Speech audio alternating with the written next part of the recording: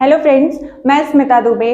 मैंने इसके पहले होम साइंस सब्जेक्ट के डाई के ही टॉपिक पर 2 वीडियोस डाले हुए हैं और एक में मैंने वाटर सॉल्युबल और वाटर इनसॉल्युबल डाई के बारे में बताया है और दूसरे वीडियो में मैंने डाई से रिलेटेड कुछ टर्मिनोलॉजी को बताया है। अगर आपको उसके बारे में जानना है या कोई जानकारी चाहिए तो आप उस वीडियो को देख सकते हैं।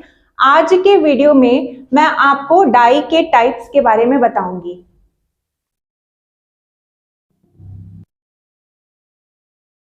मेरे चैनल पे आपको कम्युनिटी पोस्ट में बहुत सारे होम साइंस के क्वेश्चंस मिल जाएंगे। वहां पे मैं प्रतिदिन 5 से 6 क्वेश्चंस को तो अपलोड करती ही हूँ। अगर आपको अपनी तैयारी को और अच्छा बनाना है, कुछ इंपॉर्टेंट क्वेश्चंस को जानना है, तो आप उस कम्युनिटी पोस्ट को जरूर देखें, उससे एक बार जरूर अटेम्प्ट करें। तो फ्रेंड्स, आज हम चलते हैं अपने टॉपिक की तरफ। टॉपिक है हमारा डाई, जो कि चल रहा है 2-3 दिन से। और डाई में हम देखेंगे कि डाई के टाइप्स कितने होते हैं। तो पहला जो है या एक जो है उसे हम क्या कहते हैं, नेचुरल डाई, जिसे हिंदी में प्राकृतिक रंग कहा जाता है। और जो दूसरा है उसे हम सिंथेटिक डाई के नाम से जानते हैं, जिसे संश्लेषित रंग कहते हैं।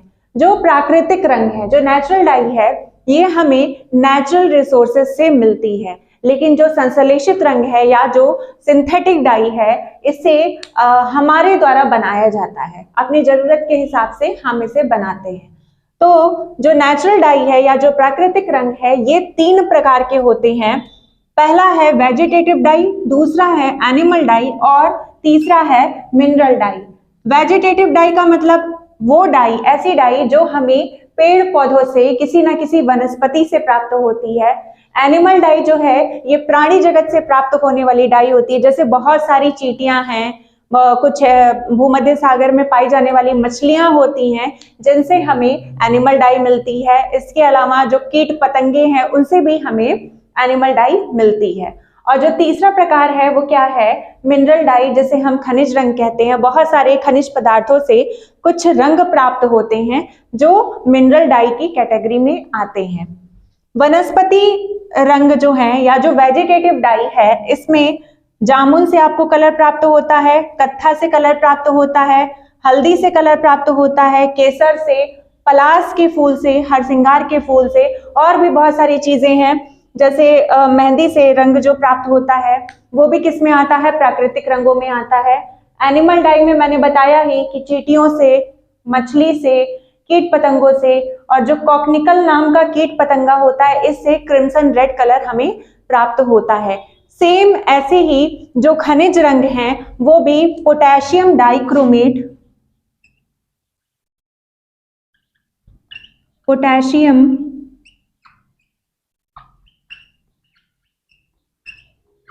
डाइक्रोमेट और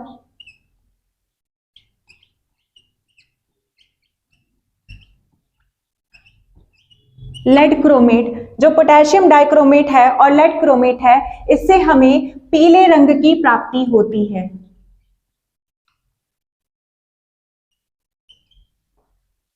तो ये हमारे जो नेचुरल डाई हैं, इनके कैटेगरीज है। और इन कैटेगरीज में, या हम कह सकते हैं कि इन सभी प्रकार की जो कैटेगरी है, उनसे कैसे कैसे हम रंगों को प्राप्त कर सकते हैं, वो चीज यहाँ पे बताया गया है। वानस्पतिक रंगों को भी आप देख लीजिएगा, एनिमल से जो मिलने वाली डाई है उसे भी आप देख लेंगे, और जो खनिज से मिलने वाली डाई है, इसमें और भी सारे खनिज पदार्थ होते हैं जिनसे हमें रंगों की प्राप्ति होती है।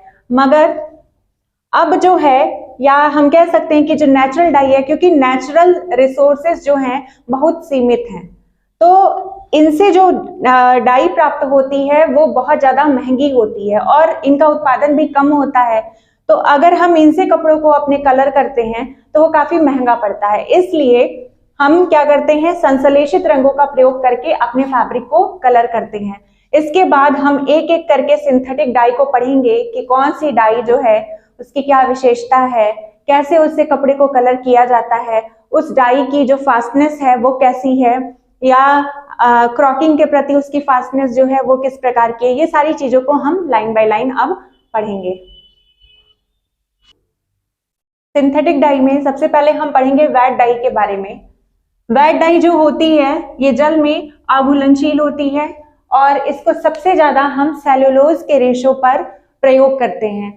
इसके अलावा ये प्रोटीन और नायलॉन के रेशो पर भी प्रयोग किया जाता है, लेकिन क्या होता है जब हम सेल्यूलोज के रेशो पे वेट डाई को प्रयोग करते हैं तो उसकी जो फास्टनेस होती है वो काफी अच्छी होती है, मतलब जो कलर होता है वो काफी अच्छा चढ़ करके आता है। लेकिन अगर हम उसको प्रोटीन फाइबर क्या होता है, जो ऊन है और जो सिल्क है दोनों ही प्रोटीन फाइबर के नाम से जाना जाता है। अगर इससे बने हुए किसी भी कपड़े के ऊपर अगर आप वेट डाई को अप्लाई करते हैं तो कलर की जो फास्टनेस होती है वो काफी पुअर होती है।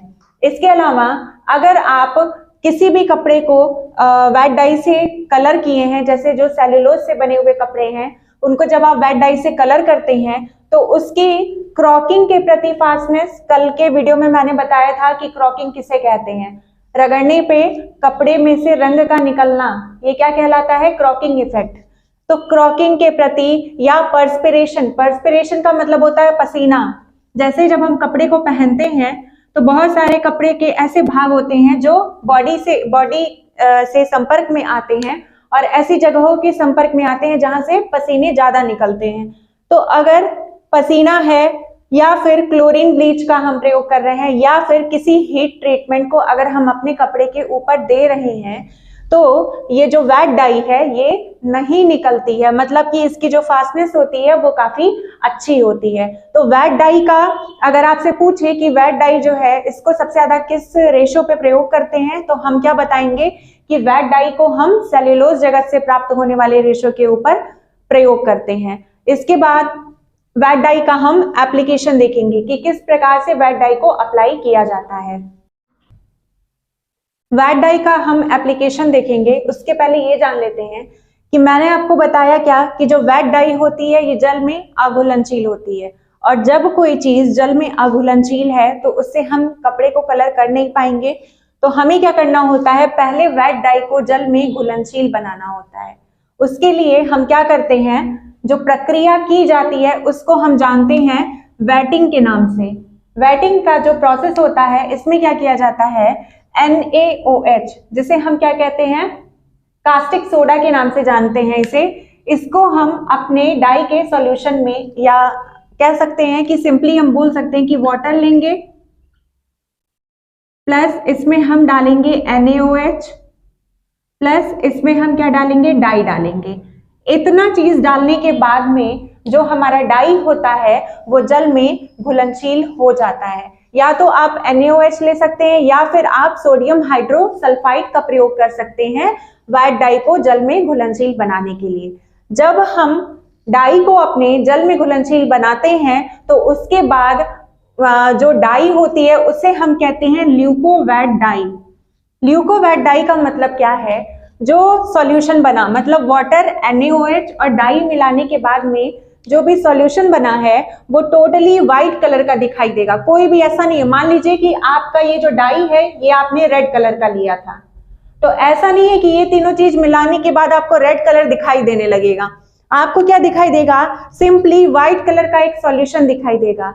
ऊपर से वो व्हाइट दिखाई देगा, लेकिन जब आप उसमें फैब्रिक को डालेंगे तो वो डाई होकर के रेड कलर का निकलेगा।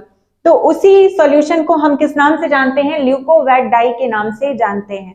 तो ल्यूकोवेट डाई हमारा पहले बन गया। उसके बाद जो सेकंड प्रोसेस होता है वो होता है डाइंग का। हम अपने फैब्रिक को अब डाई करते हैं। डाई करने के लिए हम क्या करते हैं, एग्जॉस्टिंग एजेंट डालते हैं। एग्जॉस्टिंग एजेंट क्या होता है, पहले ये समझ लेते हैं कि जो हमारा डाई बाथ है, डाई बाथ हमारा क्या है, ये जिसमें वाटर है, NaOH है और डाई है, ये क्या है, हमारा डाई बाथ है। तो डाई बाथ से डाई को, रंग को, कलर को कपड़े की तरफ भेजने वाला जो एजेंट होता है, एग्जॉस्ट करने वाला जो एजेंट होता है, उसी को हम एग्जॉस्टिंग एजेंट के नाम से जानते हैं। और डाई में एग्जॉस्टिंग एजेंट के रूप में हम सिंपल जो हमारे घर में नमक होता है उसका प्रयोग करते हैं। मतलब इस ल्यूकोवेट डाई में हम क्या मिला देंगे, नमक मिला देंगे और फिर उसके बाद अपने फैब्रिक को उस डाई बाथ में डाल करके उसको कलर करेंगे। अब कलर हो गया। कलर करने के बाद जो नेक्स्ट प्रोसेस करते हैं उसे हम बोलते हैं ऑक्सीडेशन। ऑक्सीडेशन के लिए हाइड्रोजन परऑक्साइड, जिसे H2O2 बोला जाता है, इसका प्रयोग किया जाता है, या फिर आप एसिटिक एसिड का प्रयोग कर सकते हैं, या फिर आप क्या कर सकते हैं, अपने फैब्रिक को लेंगे और सिंपली उसे एयर में डाल देंगे, हवा में उसे सुखा देंगे। तो हवा में जो उपस्थित ऑक्सीजन है वो हमारे कपड़े के डाई के ऊपर क्रिया करेगा, ऑक्सीकरण की प्रक्रिया करेगा और डाई को क्या करेगा, वापस से इनसॉल्युबल बना देगा। क्यों? क्योंकि यहाँ पे जो वेटिंग वाला प्रोसेस था उसमें हमने क्या किया था, डाई को सॉल्युबल बनाया था, मतलब जल में घुलनशील बनाया था। क्यों? क्योंकि हमें कपड़े को कलर करना था। अब हमारा कपड़ा यहाँ पे कलर हो चुका है, तो कलर होने के बाद उस डाई को हमको वापस से अघुलनशील बनाना होगा। अगर हम ऐसा नहीं करते हैं तो जब भी हम कपड़े को धुलेंगे तो कपड़े में से हमारे क्या होगा, कलर जो है बहुत ज्यादा मात्रा में बाहर निकलेंगे। तो इसके लिए हमें ऑक्सीडेशन प्रोसेस करना होगा। ऑक्सीडेशन करने के लिए हम H2O2 का प्रयोग करेंगे, या फिर एसिटिक एसिड का प्रयोग करेंगे, या फिर अपने कपड़े को हम एयर में डाल करके भी ऑक्सीडेशन कर सकते हैं। और सबसे लास्ट में हम क्या करते हैं, आफ्टर ट्रीटमेंट, मतलब हम अपने कपड़े को सोप वॉश करेंगे। मतलब सिंपली जब आफ्टर ट्रीटमेंट जो है इसमें हम क्या करते हैं, साबुन लेते हैं और साबुन से हम कपड़े को धुल देते हैं, ताकि उसके ऊपर जो भी हमने ये केमिकल वगैरह यूज किया है या जो भी चीजें हमने यूज की है या डाई का कुछ हार्मफुल इफेक्ट है वो हमारे कपड़े पे से हट जाए और उस कपड़े को हम इजीली पहन सकें और हमारे स्किन में किसी भी प्रकार की कोई भी इरिटेशन ना हो। तो आपने देखा कि वेट डाई क्या होती है, वो मैंने बता दिया आपको कि वेट डाई जो है ये जल में अघुलनशील होती है। इससे अगर हमको कपड़े को कलर करना है तो हम क्या करते हैं, उसे सबसे पहले घुलनशील बनाते हैं। घुलनशील बनाने के लिए हम अपने डाई में NaOH को मिला सकते हैं या फिर सोडियम हाइड्रोसल्फाइड को मिला सकते हैं।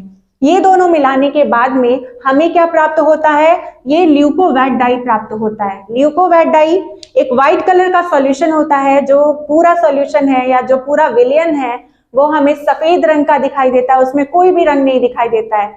लेकिन जब उसके अंदर हम अपने फैब्रिक को डालते हैं तो जिस कलर का डाई हमने डाला था उस कलर का कपड़ा हमारा कलर हो जाता है। ये प्रोसेस किस में होता है, डाइंग वाले प्रोसेस में होता है। और डाई करने के पहले हम क्या करते हैं, उसमें नमक को मिलाते हैं। नमक क्या करेगा, डाई बाद से, मतलब जो सॉल्यूशन था वहां से डाई को, कलर को कपड़े में भेजने का काम करता है। कौन? नमक करता है। उसे हम एग्जॉस्टिंग एजेंट के नाम से जानते हैं। फिर उसके बाद में हम अपने कपड़े को ऑक्सीडाइज कराएंगे, मतलब जो डाई है उसको ऑक्सीडाइज कराएंगे। उसके बाद में हम आफ्टर ट्रीटमेंट करेंगे। तो ये पूरा जो एप्लीकेशन है ये वेट डाई का है कि वेट डाई से आपको अगर फैब्रिक को कलर करना है तो उसके लिए आप किन किन प्रोसेस को करेंगे। चलते हैं नेक्स्ट डाई की तरफ। नेक्स्ट जो डाई है वो है एजो डाई। एजो डाई जो होती है वो एजो कंपाउंड से मिलकर के बनी होती है। इसमें एजो ग्रुप होता है, जैसे N डबल बॉन्ड N, ये जो ग्रुप है इससे हम कहते हैं एजो ग्रुप के नाम से जानते हैं। इस डाई में एजो ग्रुप उपस्थित होता है। प्लस क्या होता है कि ये भी डाई आपकी जल में अघुलनशील है। जितनी भी डाई हमारे पास ऐसी प्रेजेंट हैं जो कि जल में अघुलनशील हैं, तो उनसे जब हमको फैब्रिक को कलर करना होगा तो पहले उनको हमको जल में घुलनशील बनाना पड़ेगा, उसके बाद ही वो हमारे कपड़े के ऊपर चढ़ेगा। तो ये भी क्या होता है, जल में अघुलनशील होता है। जो एजो डाई में जो एमाइंस होते हैं वो नेफ्थॉल के साथ में क्रिया करके क्या बनाते हैं, एजो डाई बनाते हैं। तो एमाइंस और नेफ्थॉल की क्रिया से क्या मिलेगा, एजो डाई मिलता है। एक और चीज ये जान लीजिए कि जो एजो डाई है इसका प्रयोग हम सेल्यूलोज जगत से प्राप्त रेशो के ऊपर करते हैं। मतलब अगर कोई कपड़ा हमारा कॉटन का बना है तो उसके ऊपर एजो डाई प्रयोग होगी। अगर कोई कपड़ा सिल्क का है, वूल का है, लिनन का है, उसका है, सन का है, मतलब जितने भी वनस्पति जगत से प्राप्त होने वाले रेशे हैं उनके ऊपर एजो डाई का प्रयोग किया जाता है। नेक्स्ट, इसे हम इनग्रेन डाई के नाम से जानते हैं। इनग्रेन डाई क्या होती है कि हमारे पास डाई बात है, डाई सॉल्यूशन है, उसके अंदर जब हम कपड़े को डालते हैं डाई करने के लिए, तो जब डाई के मॉलिक्यूल्स जो हैं वो हमारे कपड़े के अंदर जाते हैं तब वो कलर को डेवलप करते हैं। तो इसीलिए इसे हम क्या कहते हैं, इनग्रेन डाई। मतलब कपड़े के कण में अंदर मॉलिक्यूल्स में जा करके जो कलर देने का काम करें उन्हें हम इनग्रेन डाई के नाम से जानते हैं। तो आपसे क्वेश्चन पूछ सकता है कि निम्नलिखित में से कौन सी डाई को हम इनग्रेन डाई के नाम से जानते हैं। तो जो हमारी एजो डाई है इसे ही हम इनग्रेन डाई के नाम से जानते हैं। इसका जो एजो डाई है ये ट्राई एसीटेट और एजो डाई को मिला करके हम क्या बनाते हैं, ब्लैक शेड बनाते हैं। जो भी ब्लैक कलर बनता है वो ट्राई एसीटेट क्या है, आपने अगर रेयॉन वाला चैप्टर पढ़ा होगा तो उसमें आपने पढ़ा होगा कि एसीटेट रेयॉन भी होता है। तो जो ट्राई एसीटेट है वो क्या होता है, रीजनरेटेड फाइबर होता है। रेयॉन भी क्या है, रीजनरेटेड रेशा होता है, पुनर्निर्मित रेयॉन कहा जाता है उसे हिंदी में। तो जो ट्राई एसीटेट है ये एक प्रकार का रीजनरेटेड फाइबर होता है। उसके साथ में जब एजो डाई को मिलाया जाता है तो हमें ब्लैक शेड प्राप्त होता है। लेकिन एक चीज ध्यान में रखने की है कि जो एजो डाई होता है ये मनुष्य के लिए और ये पर्यावरण के लिए, दोनों के लिए ही काफी ज्यादा हानिकारक होता है। तो इसलिए एजो डाई के बहुत सारी ऐसी क्लासेस हैं जिनको बैन किया गया है। इसके वजह से, एजो डाई के वजह से मनुष्यों में कैंसर नामक रोग उत्पन्न होता है। इसलिए इस डाई का बहुत, जितने भी फॉरेन कंट्रीज हैं वहां पे तो ये डाइज बैन है ही, लगभग सभी क्लासेस वहां पे बैन है। लेकिन हमारे इंडिया में भी इसके बहुत सारी क्लासेस जो है वो बैन है। ये अगर इस एजो डाई से कलर किया हुआ कपड़ा अगर आप पहनते हो तो आपके स्किन को नुकसान होगा, स्किन में आपके कैंसर हो सकता है, स्किन कैंसर आपको हो सकता है। और आप खुद सोचो ना, जब हम डाई कर रहे हैं तो जितना तो हमारे कपड़े पे चढ़ा डाई वो तो कपड़े में आ गया, लेकिन कुछ डाई जो है वो उस पानी में भी तो बचा रहेगा ना, उसको हम क्या करते हैं, नाली में फेंक देते हैं। फिर नाली के माध्यम से होते हुए हमारे नदियों में जाता है, तो नदियों को वो प्रदूषित करता है। तो नदियों में जो जितने भी जीव जंतु पाए जाते हैं उनके भी स्वास्थ्य के लिए वो हानिकारक होता है। तो इसीलिए मैंने स्टार्टिंग में कहा कि मानव और पर्यावरण दोनों के लिए ही जो एजो डाई है ये काफी ज्यादा हानिकारक है। इसका भी सेम वही है कि ये सेल्यूलोज रेशे पे होता है, यूज किया जाता है। ये भी जो है अघुलनशील होता है, इसको घुलनशील बनाना पड़ता है। इसमें एजो ग्रुप पाया जाता है, एमाइन और नेप्थॉल मिलकर के एजो डाई बनाते हैं। एजो डाई के एप्लीकेशन को हम देखते हैं। जैसे ये भी क्या था, हमारा जल में अघुलनशील था, तो इसको भी घुलनशील बनाने के लिए हम क्या करते हैं, NaOH का प्रयोग करते हैं। हम सॉल्यूशन में क्या मिलाएंगे, NaOH को मिलाते हैं, जिससे क्या बनता है, नेफ्थॉल बनता है। तो ये जो प्रोसेस होता है ना, इसको कहते हैं नेफ्थोलेशन। मतलब नेफ्थॉल बनने की प्रक्रिया क्या कहलाएगी, नेफ्थोलेशन। और नेफ्थॉल बन कैसे रहा है, पानी है, डाई है और उसमें NaOH मतलब कि कास्टिक सोडा डाल दिया गया है, क्या बन गया, नेफ्थॉल बन गया। अब जब नेफ्थॉल हमारे पास बन गया है तो उसके बाद जो प्रोसेस होता है उसे कहते हैं डाई एजोटाइजेशन। मतलब इसमें क्या बनेगा, डाइजोनियम सॉल्ट बनेगा। तो इसीलिए इसको क्या कहा जाता है, डाई एजोटाइजेशन कहा जाता है। 0 से लेकर के 5 डिग्री सेल्सियस ताप पर हम कपड़े को एमाइन में डालते हैं।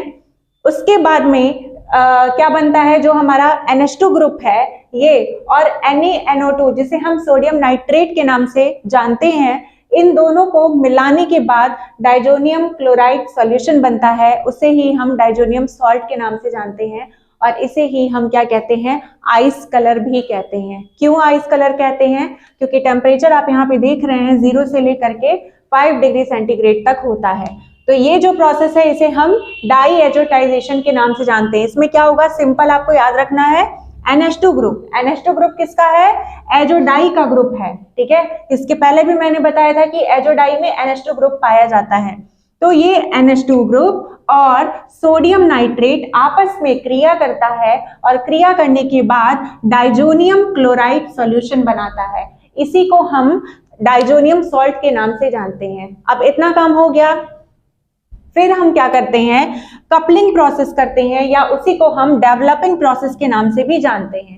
इसमें जो नेफ्थॉल होता है, नेफ्थॉल और डाइजोनियम सॉल्यूशन को आपस में मिला दिया जाता है, जिससे जब आप कपड़े को इस सॉल्यूशन के अंदर डालते हैं तो आपके कपड़े जो हैं वो कलर हो जाते हैं। तो कलर देने का काम कौन करता है, एजो डाई में नेफ्थॉल और डाइजोनियम सॉल्यूशन करता है।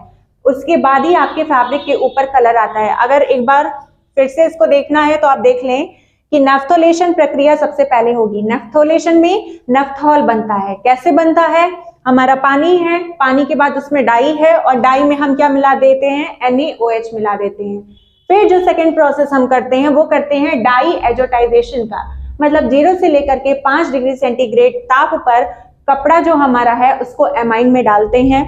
इसी समय हम क्या करते हैं, जो कपड़े का हमारा जो डाई का हमारा NH2 ग्रुप है और जो सोडियम नाइट्रेट हम मिला रहे हैं, इन दोनों के मिलने से डाइजोनियम क्लोराइड सॉल्यूशन बनता है, जिसे हम डाइजोनियम सॉल्ट के नाम से जानते हैं। और लास्ट में हम क्या करते हैं, कपलिंग कराते हैं। कपलिंग में जो नेफ्थॉल है और जो डाइजोनियम सॉल्यूशन है, ये दोनों मिलकर के हमारे कपड़े को कलर देते हैं।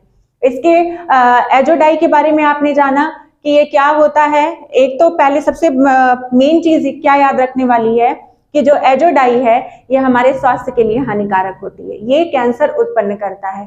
स्वास्थ्य के साथ साथ ये पर्यावरण को भी नुकसान पहुंचाता है। ये इसका प्रयोग, एजोडाई का प्रयोग हम सेल्यूलोज के रेशो पे करते हैं और इसकी फास्टनेस भी, जैसे वेट डाई की फास्टनेस काफी अच्छी होती है, वैसे ही एजोडाई की भी फास्टनेस बहुत अच्छी होती है। चाहे वो पसीना हो, चाहे वो धूप हो, प्रकाश हो, या फिर हम कह सकते हैं क्रॉकिंग के प्रति, सभी के प्रति इसकी जो फास्टनेस होती है काफी अच्छी होती है। और जब हम कपलिंग कर लेते हैं तो एक चीज और याद रखिएगा कि कपलिंग के बाद में कोई भी डाई से जब हम कपड़े को कलर कर रहे हैं तो सबसे लास्ट प्रोसेस हमारा क्या होता है, आफ्टर ट्रीटमेंट होता है। आफ्टर ट्रीटमेंट में हम कपड़े को पानी से वॉश करते हैं, सोप से वॉश करते हैं, वॉश करने के बाद उसे हम सुखाते हैं। तो ये सारे प्रोसेस को हम सबसे लास्ट में करते हैं। तो ये एजोडाई था और इसके आगे जितनी भी डाई अभी बची हुई हैं, इन सभी डाई का वीडियो मैं नेक्स्ट डे अपलोड करूंगी। और थैंक यू सो मच। अगर आपको हमारा ये वीडियो पसंद आया हो तो आप वीडियो को लाइक करिए, इस वीडियो को ज्यादा से ज्यादा अपने फ्रेंड्स के साथ में शेयर करिए और चैनल को सब्सक्राइब करिए। Thank you.